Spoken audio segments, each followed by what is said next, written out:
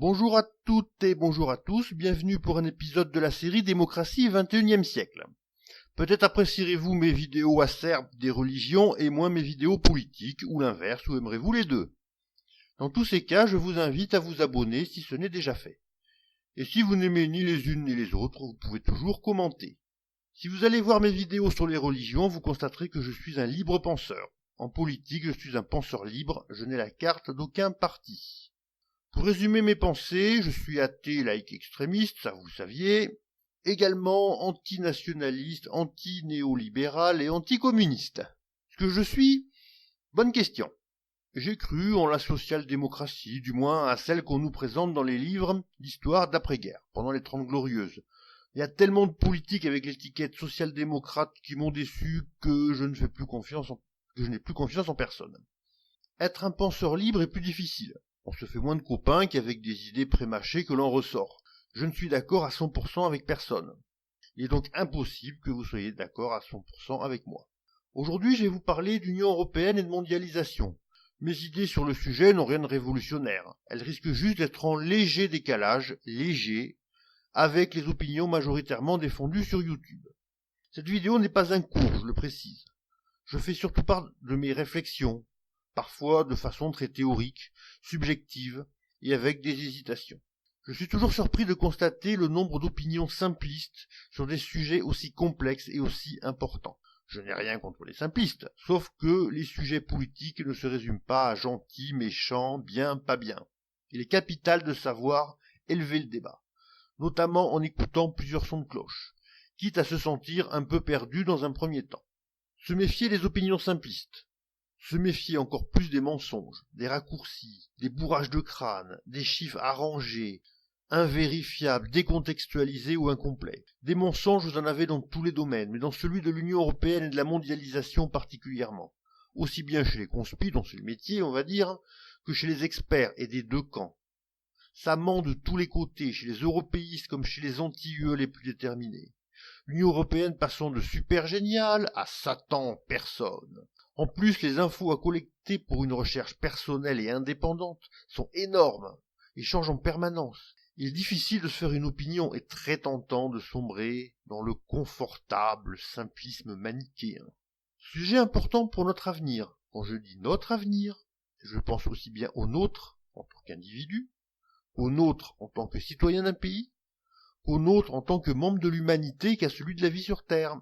Je rappelle à mes chers compatriotes français une réalité incroyable. Figurez-vous que la vie existe en dehors de la France. Et oui, c'est possible. On a même trouvé des êtres humains, si, et ils connaissent tout comme nous les peines et les joies. Pour ou contre l'Union européenne. Je vais pas vous raconter ma vie, laquelle présente un intérêt très limité, et puis j'aime bien rester discret. Discret également sur mes bulletins de vote. Je vais toutefois faire des exceptions. Ado, dans les années 80, je sautais comme un cabri quand j'entendais Europe. On disait CE à l'époque. Pour des raisons de commodité, je vais employer le terme générique Union Européenne ou UE. Le cabri est une référence à De Gaulle qui se moquait des europhiles trop enthousiastes en leur conseillant de ne pas crier l'Europe, l'Europe en sautant comme un cabri. J'avais foi dans le XXIe siècle, pas pour les voitures qui volent, mais pour une humanité nouvelle, adulte, qui allait passer à autre chose. Penser Europe dans un premier temps, puis monde. En vieillissant, le cabri a eu des crampes et s'est transformé en ours méfiant et misanthrope humaniste. Mais je n'ai pas changé d'avis sur l'essentiel. Je me considère terrien avant d'être humain avant d'être européen, français, etc., jusqu'à mes proches et à moi-même, car je revendique également mon individualisme. Je développerai un de ces quatre ce que j'entends par individualisme. Citoyen du monde et individualiste. S'il y a des Zémouriens qui passent dans le coin, je suis donc l'homme le plus haïssable qui existe. Le pire, c'est que j'en suis fier. En 2005, vous le savez sûrement, la France organisait un référendum, ainsi que les Pays-Bas, l'Espagne et le Luxembourg. Qu'ai-je voté ce jour-là? Un joli bulletin blanc. C'était plutôt loupé, 2,5%, personne n'en a parlé. Pourquoi ce vote? Après des années et des milliers d'euros de psychanalyse, le docteur a conclu à un cas typique de dissonance cognitive. Il est possible en effet que ce fût le résultat d'un conflit interne entre le cabri de jeunesse et l'ours que je suis devenu avec les ans. Une autre explication vient du fait que le oui et le non me déplaisaient. Et comme je ne m'abstiens jamais, je ne vote pas blanc à chaque fois. Mais quand ça m'arrive, Je précise que je ne considère en aucun cas ce type de vote comme neutre. Avec le oui, je craignais que l'Union européenne devienne ce qu'elle est aujourd'hui, à savoir un gloubi-boulga bureaucratique, lobbyiste, néolibéral et très peu démocratique. Vous allez me dire pourquoi t'as pas voté non? Parce qu'avec le non, je craignais un repli sur soi nationaliste, réactionnaire, populiste. Je craignais aussi qu'une Union européenne affaiblie ne garde que les inconvénients sans les avantages. Quant à une éventuelle dissolution de l'UE, elle serait pour moi encore pire, puisqu'elle serait remplacée par une sorte d'UE officieuse, d'une Europe non unie, politiquement, mais qui n'en subirait pas moins les lois du marché et des pays les plus forts du continent. J'y reviendrai un peu plus loin. Je précise avant de subir un procès de l'homme de paille que je ne mets pas tous les ouïistes ni tous les nonistes dans le même sac. Tous les ouïistes ne défendaient pas l'ultralibéralisme et tous les nonistes ne prenaient pas le repli sur soi. Je vais insister sur ce dernier point car il est important. Sauf à s'appeler Enver Hoxha, ex-dictateur d'Albanie, ou Kim Jong-un, personne de sensé ne soutiendra l'isolement de son pays. Mais dans certaines mentalités populaires, on entend de plus en plus « c'est pas de chez nous, qu'est-ce qu'on en a à foutre ?» dès que les infos daignent s'intéresser à ce qui se passe à l'étranger. Il y en a même qui, tout en étant anti-gouvernement, précision importante, gueule mêlez-vous de vos affaires quand des étrangers s'inquiètent de voir la France sombrer petit à petit dans la démocrature. Je le répète, il y avait aussi des gens très bien qui ont voté oui et qui ont voté non. Blancs aussi. Sauf que je me suis senti bien seul ce jour-là. La suite on la connaît, le non l'a emporté, aux Pays-Bas également, l'Espagne et le Luxembourg avaient voté oui. La suite de la suite on la connaît également, les référendums n'étaient que purement consultatifs. Ils ont néanmoins marqué les esprits et ouvert les débats, plus que si on était directement passé par voie parlementaire. De plus que signifiait ce nom. Légalement, c'était un statu quo des anciens traités. Quant à la signification politique des urnes, chacun a vu le nom à sa porte, et a tenté de le récupérer. Or les raisons du non étaient très variables. On avait les partisans du Frexit, même si le mot n'existait pas encore, 43% les nonistes, ceux qui jugeaient l'UE trop libérale, 40%, qui craignaient pour la souveraineté nationale, 32%, qui craignaient une éventuelle entrée de la Turquie, 35%, en passant par un cri de colère des laissés pour compte de la société, des mécontents en général, avec un avis ou pas sur l'UE, entre 24 et 52% pour la question posée. C'est le problème des réponses négatives. On dit non, mais on dit oui à quoi? D'après notre ami Fillon, les Français n'ont pas voté contre le traité européen, ils ont voté contre Jacques Chirac et sa majorité. Les votes nonistes anti-Chirac représentaient 24%, pas 100%. De plus, les sondeurs autorisaient plusieurs réponses. C'est une bonne chose, mais ça peut piéger l'interprétation. Il aurait fallu connaître les détails du sondage. Combien ont voté uniquement contre Jacques Chirac sans aucune autre motivation? Peut-être, oui, que certains ont voté ainsi. Sauf que si on applique la logique Fillon, les députés en 2008 n'ont pas voté pour le traité de Lisbonne, mais pour Sarkozy. Vote qu'il faudrait donc annuler. Pour rappel, il y a beaucoup plus de godillots parmi les députés que dans la population. La question qu'il faudrait surtout se poser pour ce type de référendum est combien d'électeurs ont lu le traité. Traité sûrement sponsorisé par une marque de paracétamol. S'il y avait eu un terreau écrit à l'entrée du bureau de vote, on aurait dépassé les 90% d'abstention. J'avoue avoir ramé en le lisant. Je crois bien que la lecture de Proust fut plus rapide. Heureusement, il y avait Internet, des connaisseurs qui l'avaient lu. Pas tous des politiques, et tant mieux. L'Europe se porterait-elle mieux s'il n'y avait pas l'UE? Pour vraiment connaître les conséquences de l'UE, il faudrait une machine à voyager dans le passé, avec un monde parallèle sans UE, puis comparer. En fait, il faudrait des centaines de mondes parallèles, avec ou sans Reagan aux USA, avec ou sans Thatcher au Royaume-Uni, Khomeini ou non en Iran, la montée ou non de l'islamisme, la création ou non d'Israël, Gorbatchev ou non en URSS, plus d'autres événements, sans oublier, bien sûr, l'arrivée d'Internet et des GAFAM. Une cause A entraîne une conséquence B, situation très simple, on supprime A, B disparaît. Bien souvent, c'est plus complexe. Des causes A plus B plus C plus D entraînent une conséquence E. Si on supprime A, E disparaît, mais en supprimant D tout en gardant A, E disparaît également. Dans d'autres cas, c'est petit a, énorme B, moyen C et moyen D. La disparition de A entraînant une conséquence E' proche de E. On a aussi l'effet papillon. A entraîne B, qui entraîne C, qui entraîne D, etc., qui entraîne Y, qui entraîne Z. A entraîne Z, mais très indirectement. Enfin, une coïncidence de date peut faire que A apparaît en même temps que B, qui entraîne C, mais sans rapport entre A et C. Il faut aussi se demander si la conséquence était voulue, non voulue, chanceuse, accidentelle ou résultant d'incompétence individuelle. Comme le dit l'excellent Gérald Bronner, que je vous recommande, la corrélation n'est pas toujours la cause. En bref, c'est compliqué. Et dans la réalité, nous avons des centaines de flèches qui s'entrecroisent de partout. Donc, gare au simplisme. Si on vous dit que tous les voyants sont au rouge dans un pays donné, méfiez-vous. Est-ce à cause de l'UE? Est-ce uniquement à cause de l'UE? Ou faut-il rechercher les causes ailleurs, dans le monde, ou dans la politique nationale, ce dernier point pouvant être un sujet tabou? Et quand tout va bien, cela vient-il de l'UE, de la politique du gouvernement, du cumul des initiatives individuelles citoyennes, ou de la conjoncture internationale? Ces remarques de bon sens ne dispensent pas de s'interroger. La complexité n'interdit pas les analyses et critiques positives ou négatives. Parmi les critiques négatives de l'UE, on a des stupidités conspies et des critiques intelligentes très justifiées. Si vous en cherchez, vous allez en trouver à l'appel. Est-il possible, à l'inverse, de défendre l'Union européenne aujourd'hui? J'avoue que c'est assez dur, même pour un ancien cabri. En tapant bienfait de l'Union européenne, car il faut toujours entendre plusieurs sons de cloche, on nous sort des arguments soit simplistes pour grands enfants, soit des grands principes louables dans l'intention, mais avec pas ou peu d'exemples concrets.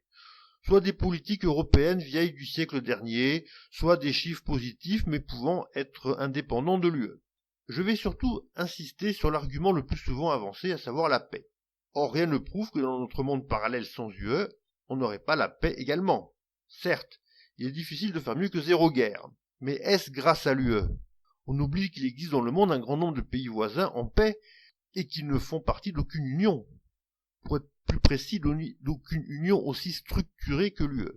Déjà en Europe, sauf erreur de ma part, le dernier conflit entre la France et l'Angleterre date de Waterloo en 1815, donc bien avant l'UE. Restait l'Allemagne, oui. Mais de quoi discutent Monet et Adenauer? Bon alors, on remet ça. Pas chiche de nous reprendre l'Alsace et la Lorraine. Hein. Que de la gueule. Moi, bof, ça devient lassant à force. Créons plutôt un espace économique commun. Après 45, la situation géopolitique a changé. Le Reich nazi a été humilié, tant mieux. Et la partie occidentale de l'Allemagne a opté pour un autre type de régime et est alliée des autres pays européens de l'Ouest. Le risque de guerre existe, mais avec l'URSS et les pays de l'Est. Staline ayant libé conquis les pays occupés par Hitler ou alliés de celui-ci. Entre Européens de l'Ouest, le risque reste très limité, même sans marché commun. Cet argument a peut-être parlé aux générations qui ont connu les deux guerres ou la seconde. Pour ma génération, les Allemands étaient plus les touristes dans les Landes qui tenaient mieux la bière que nous, les salauds, que des ennemis potentiels. Notre grande trouille, dans les années 80 était de nous prendre un missile nucléaire soviétique sur la tronche. Dans les années 90, une guerre éclate en Europe, du moins sur le continent européen. Pas dans l'UE, certes, en Yougoslavie. Outre les atrocités, ce conflit a soulevé un grand nombre d'interrogations. Voilà 7 pays qui n'en formaient qu'un et qui ont sombré dans la guerre. Les USA, 130 ans auparavant, ont connu la fameuse guerre de sécession. Preuve que union ne rime pas forcément avec paix. Rien ne prouve qu'une guerre n'éclatera pas dans les pays de l'UE, entre des pays de l'UE. La question serait, est-ce à cause de l'UE? Il est difficile d'analyser une hypothèse, et si cela se produisait, d'y répondre de façon catégorique. Mais la politique de l'UE pourrait creuser des inégalités entre les pays membres.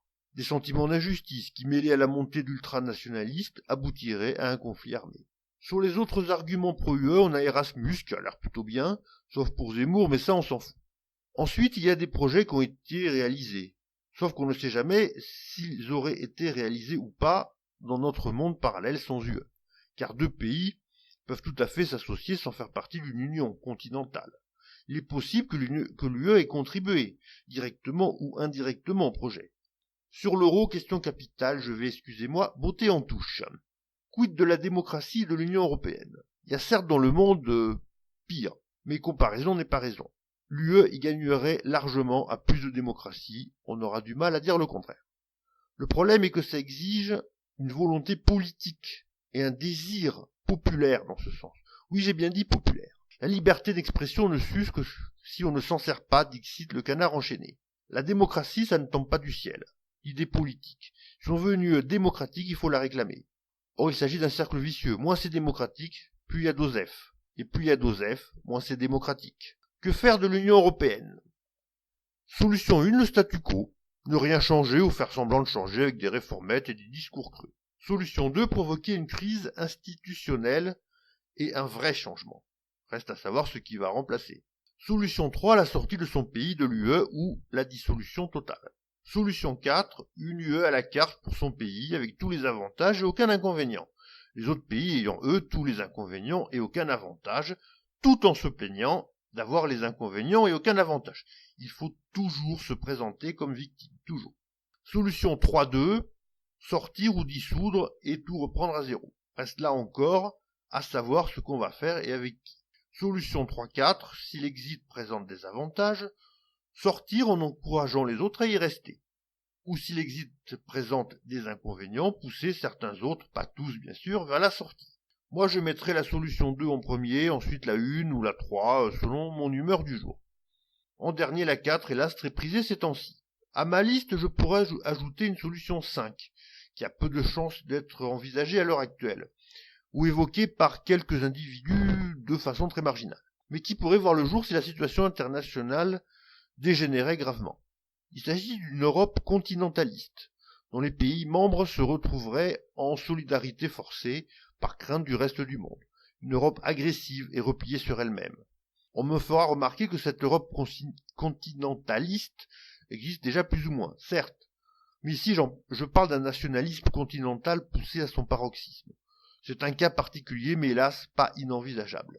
D'aucuns feront remarquer que le principe d'unanimité rend impossible la solution 2.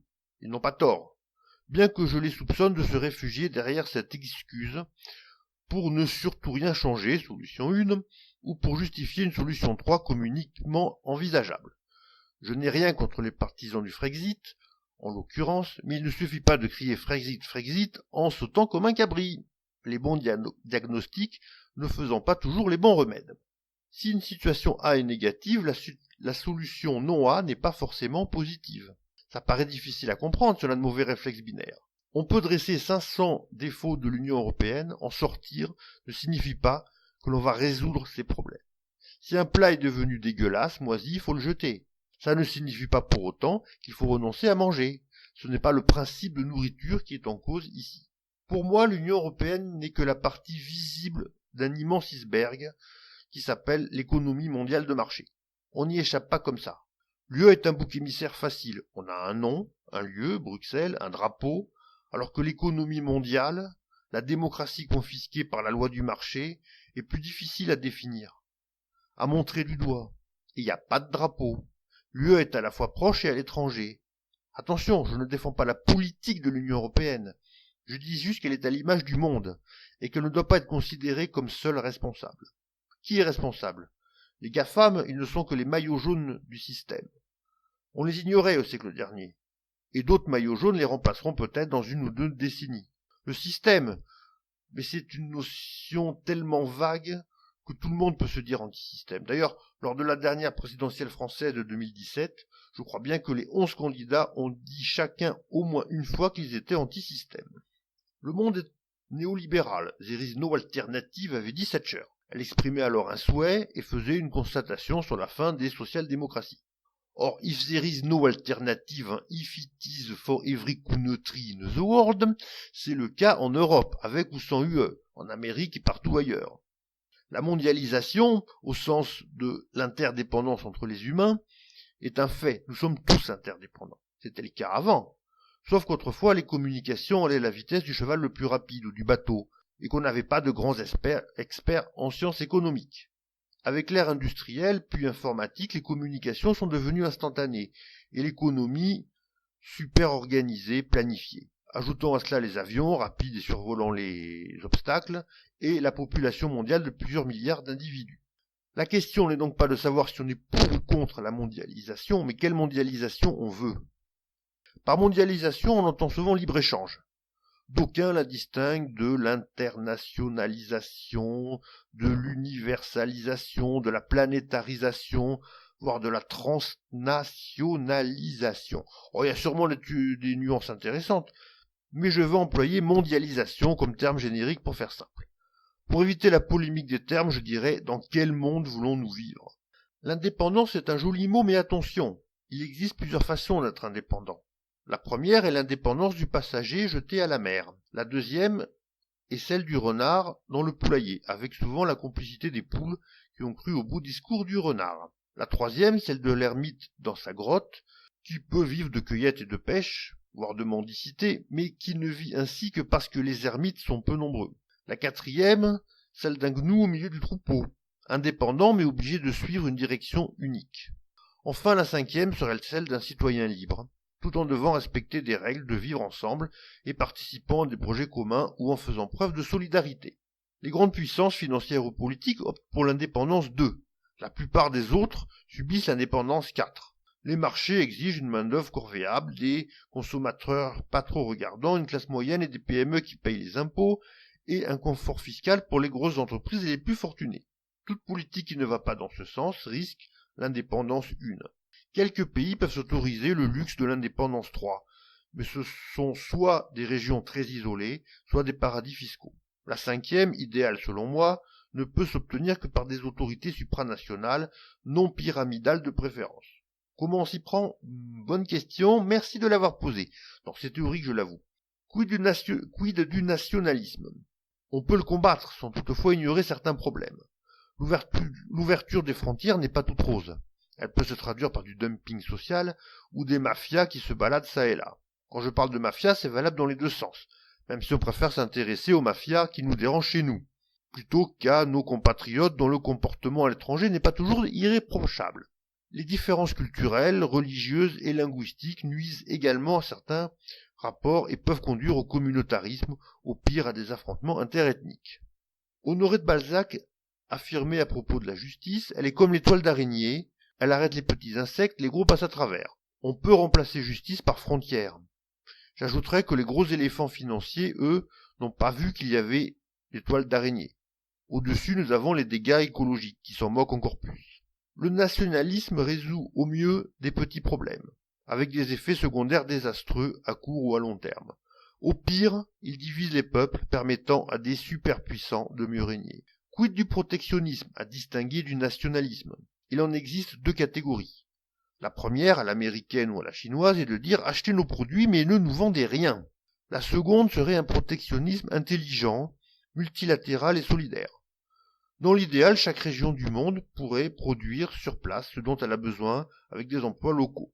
Ça n'interdirait pas d'importer, d'exporter ni de travailler à l'étranger, mais ce serait sans les délocalisations pour des motifs de dumping social ou de concurrence déloyale appelée en langue de bois libre et non faussée. Quid de la démocratie dans un monde qui se mondialise? Le problème est que les superpuissants, politiques ou économiques, ont une vision mondiale. Ils se trouvent en quelque sorte en orbite autour de la Terre. Ils voient l'ensemble, mais ne distinguent ni les détails ni les habitants. D'autres sont en avion, la majorité de la population est au niveau du sol, donc avec un horizon limité. Enfin, il y a ceux qui ont le nez dans la poussière. Ces derniers connaissent leur quartier, leur village, leur famille eux-mêmes. Tout en haut, on peut être ultra égoïste, familial ou communautariste, à l'instar entre autres des béquets. Sauf qu'ici, je ne parle pas d'altruisme, mais de vision du monde. Le chef d'entreprise connaît son entreprise dans sa globalité, quand le simple employé connaît son atelier ou son bureau. Plus le monde est mondial, plus la démocratie sera délicate à mettre en œuvre.